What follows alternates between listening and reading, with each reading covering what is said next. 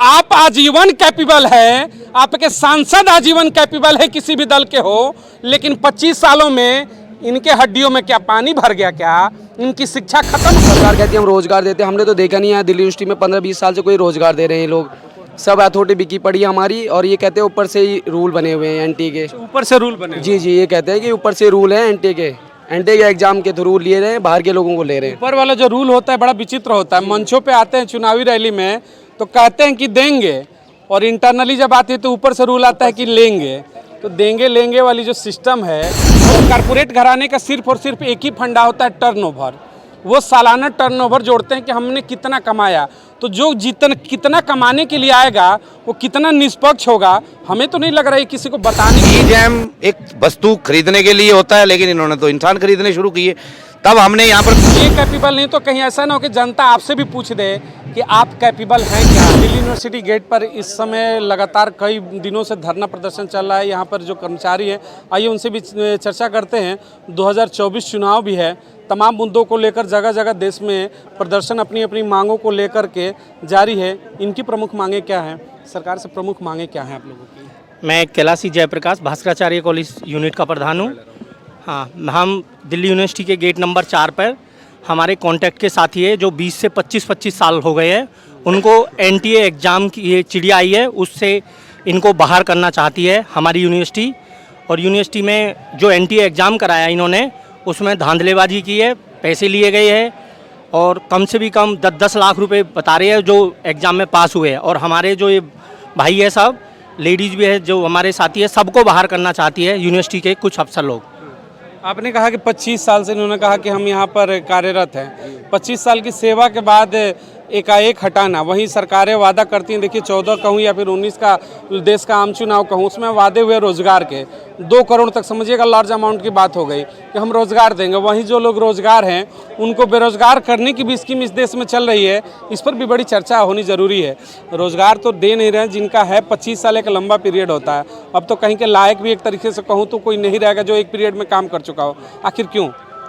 Sir मुझे 15 साल काम करते हुए गए, कॉन्ट्रैक्ट पे हूँ मैं, लेकिन अभी तक ये अथॉरिटी की कुछ कर नहीं रही है। चाहे सरकार की नीति है चाहे अथॉरिटी की है, हम लोगों को इतना परेशान किया जा रहा है बहुत ज़्यादा। तो एक सरकार कहती है हम रोजगार देते हैं, हमने तो देखा नहीं है दिल्ली यूनिवर्सिटी में 15-20 साल से कोई रोजगार दे रहे हैं लोग। सब अथॉरिटी बिकी पड़ी है हमारी, और ये कहते हैं ऊपर से ही रूल बने हुए हैं एनटी के। ऊपर से रूल बने? जी जी, ये कहते हैं कि ऊपर से रूल है एनटी के एग्जाम के थ्रू लिए रहे हैं, बाहर के लोगों को ले रहे हैं। ऊपर वाला जो रूल होता है बड़ा विचित्र होता है। मंचों पे आते हैं चुनावी रैली में तो कहते हैं कि देंगे, और इंटरनली जब आती है तो ऊपर से रूल आता है कि लेंगे। देंगे लेंगे वाली जो सिस्टम है, 2 करोड़ का वादा करके, और अब तो आपकी भी नौकरियां 25 साल से सेवारत हो, बाहर निकाला जा रहा है। आखिर क्या है सिस्टम? सर मैं प्रताप जॉन सेक्रेटरी डुक्कू। सर मेरा यही है कि जैसे एनडीएमसी ने, अमित शाह जी ने जो 4400 बंदा भर्ती किया है, जो कॉन्ट्रैक्ट स्टाफ 4400 को भर्ती किया, हम यही चाहते हैं कि जो हमारे दिल्ली यूनिवर्सिटी में जो कॉन्ट्रैक्ट कर्मचारी हैं, उसी तर्ज पे, मैं मोदी से ये कहना चाहता हूँ, उसी तर्ज पे इनको भी पक्का किया जाए। जो 20-15 साल नौकरी करके इनको बाहर का रास्ता दिखा रहे हो आप, ये कहाँ जाएंगे इस उम्र में? ये कहीं काम नहीं कर सकते, क्योंकि इन्होंने इतना समय दे दिया यहाँ पे। इनके बलबूते पे तो पूरी यूनिवर्सिटी चल रही है। आपने 100 साल बनाए, इनके बलबूते बनाए, कॉन्ट्रैक्ट साथियों के बलबूते पे, तो अब इनको निकाला जा रहा है। मेरी अमित शाह जी से यही रिक्वेस्ट है, मोदी सरकार से ये रिक्वेस्ट है कि इनको जल्दी से जल्दी इनको ये इसी तर्ज पे, जैसे एनडीसीएम से किया उनको 4400, इसी तर्ज पे इनको पक्के किया जाए।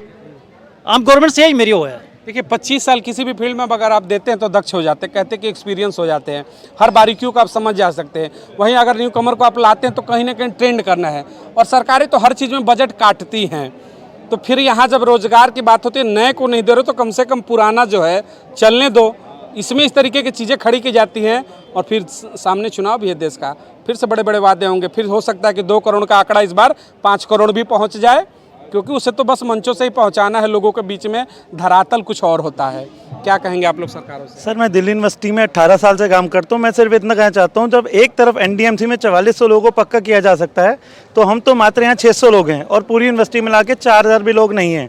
तो बार बार गवर्नमेंट नौकरी देने का वादा करती है। एक तरफ यहाँ यूनिवर्सिटी 100 साल मनाती है, और दूसरी तरफ हमारे द्वारा ही 100 साल मनाया जाता है, लेकिन हमें पक्का नहीं किया जाता। एनटीए की एक एजेंसी लाई जाती है। जब हम 18 साल से काम कर रहे हैं, हमारे को बाहर से टेस्ट क्यों लिया जा रहा है? जब सबका टेस्ट यूनिवर्सिटी लेती है तो हमारा इंटरनली टेस्ट लेके क्यों नहीं किया गया? हम सिर्फ यही कहते हैं हमारे की एक्सपीरियंस को देखते हुए पक्का किया जाए।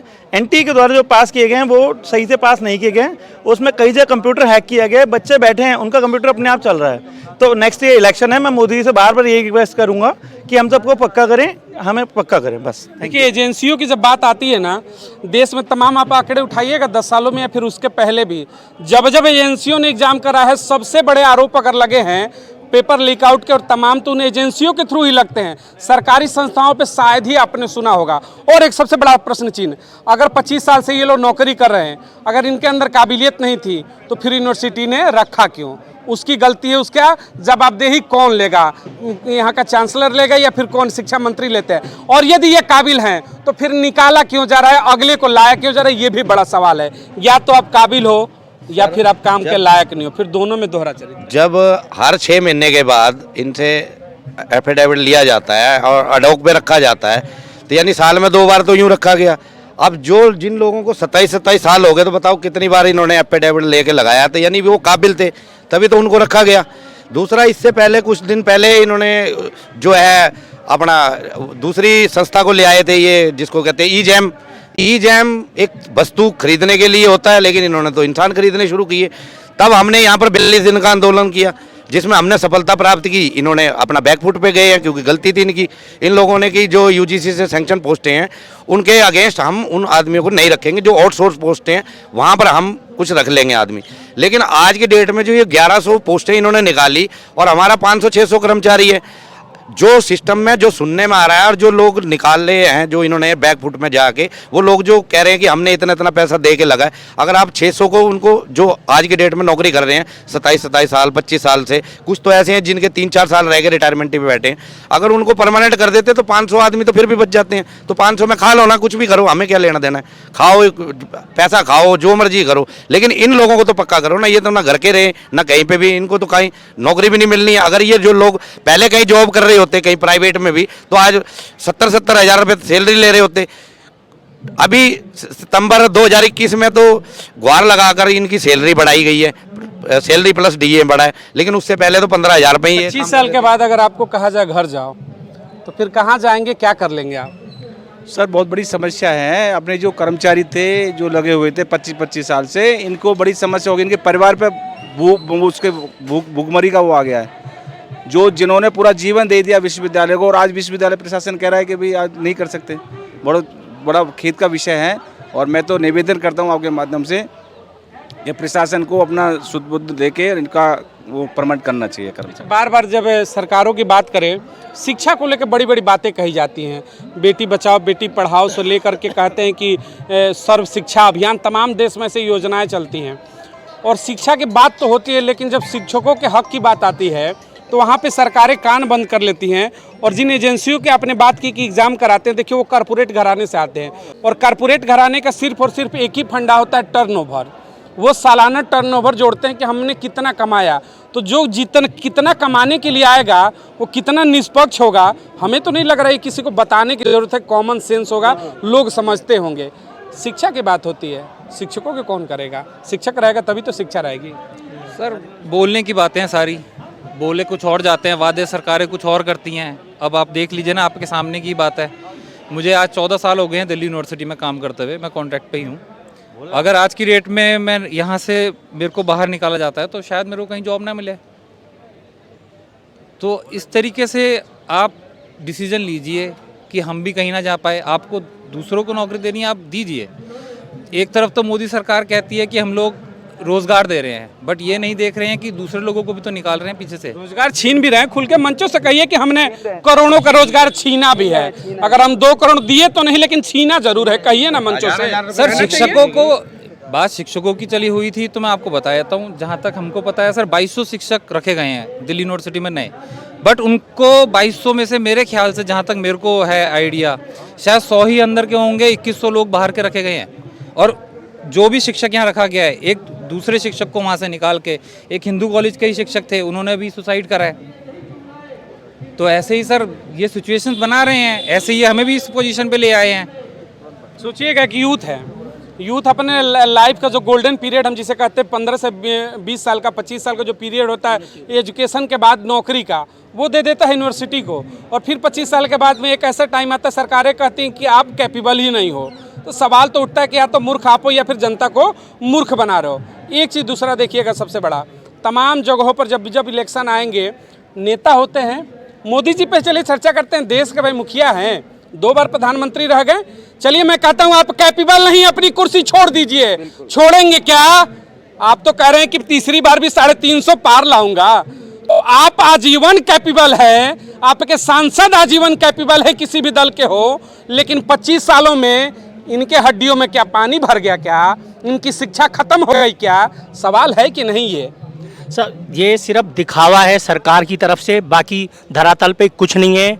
मोदी जी का हम रेस्पेक्ट करते हैं, सिर्फ मोदी जी की दिखावा करते हैं। उनके ही ये यहाँ बंदे भेज रखे हैं कि यहाँ पैसा कमाओ, एनटीए चिड़िया बैठा दिया, उनसे खूब पैसा कमाओ और मेरे यहाँ दो।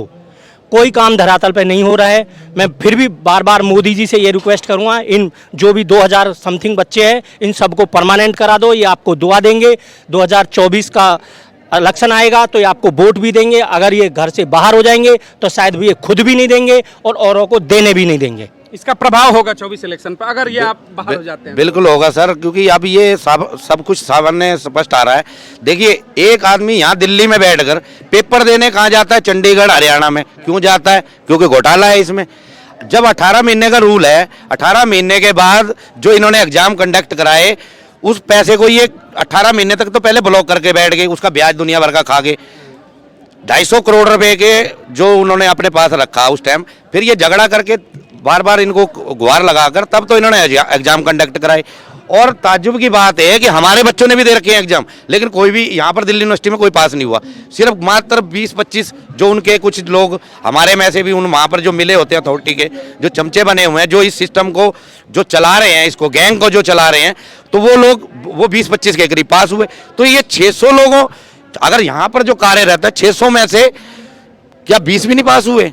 तो कितना बड़ा घोटाला है सर। और 18 महीने के बाद जब रद्द हो चुका तो फिर इसको बढ़ा क्यों रहे हैं? चलिए, सही कहा इन्होंने, देश का सबसे बड़ा घोटाला ही मैं तो कहूँगा। 600 लोग अगर नकारे थे तो दिल्ली यूनिवर्सिटी इतने दिनों से चल कैसे रही थी? और 600 नकारे लोग अगर चला रहे थे तो इसकी जवाबदेही कौन देगा? देश के शिक्षा मंत्री देंगे, यहाँ के चांसलर देंगे, कौन देगा?